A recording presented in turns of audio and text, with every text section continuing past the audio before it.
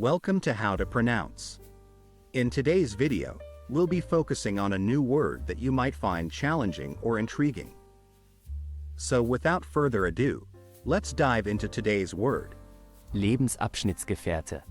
which means a German word to refer to someone with whom someone else is living with in a long-term, committed relationship, but who is not the person's spouse.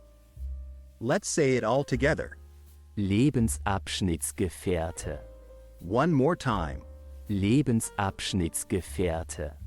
Now let's split the word into syllables and then pronounce each syllable one by one.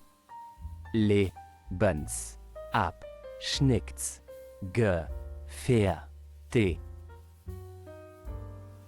Thank you for joining us on this adventure in pronunciation.